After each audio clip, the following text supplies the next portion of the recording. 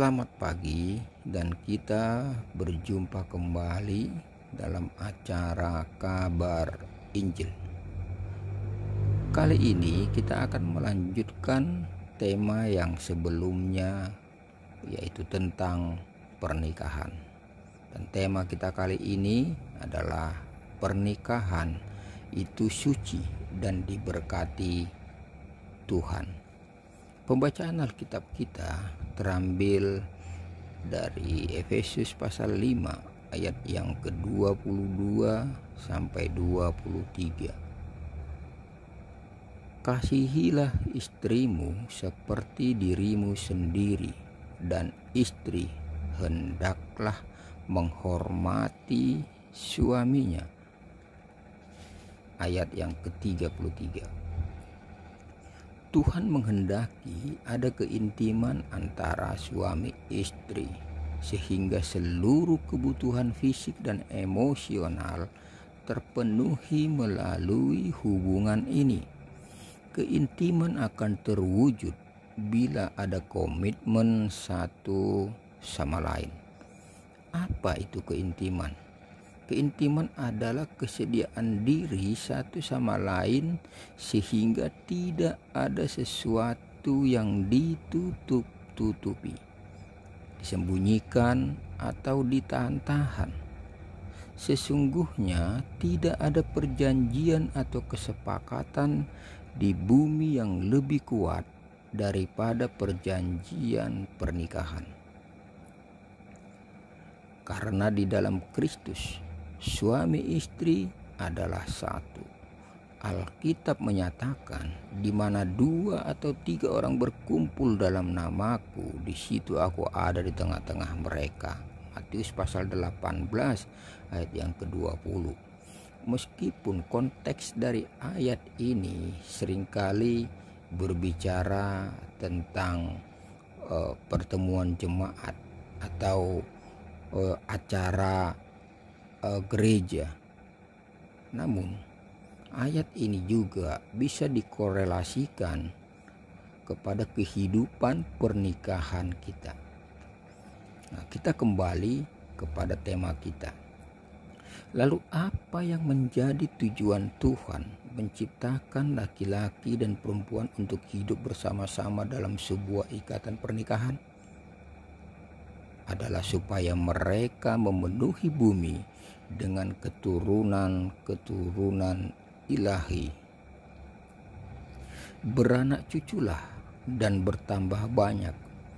Penuhilah bumi dan taklukkanlah itu. Berkuasalah atas ikan-ikan di laut dan burung-burung di udara dan atas segala binatang yang merayap di bumi. Kejadian 1 ayat yang ke-28.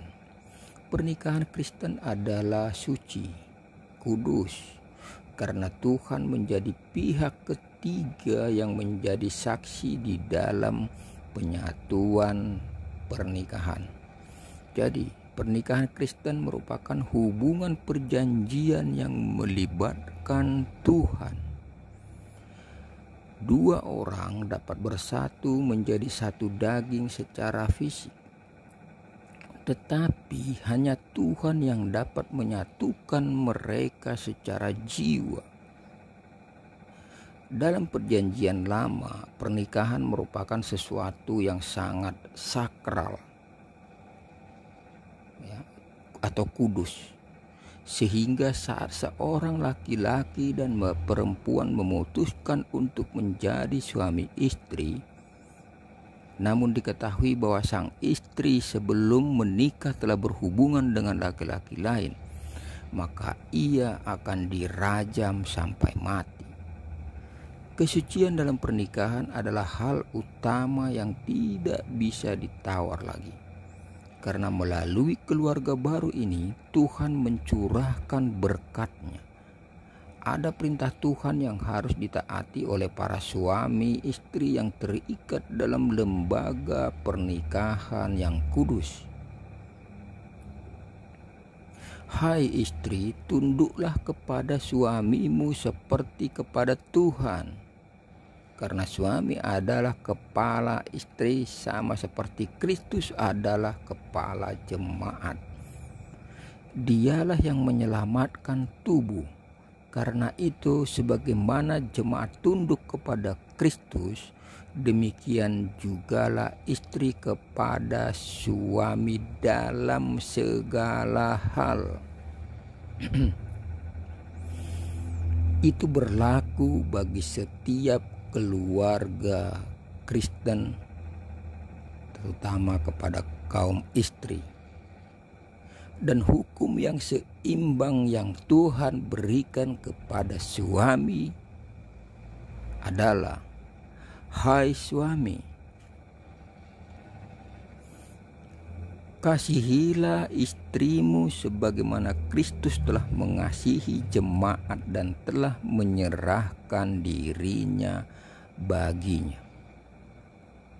Efesus pasal 5 ayat yang ke-22 sampai 25.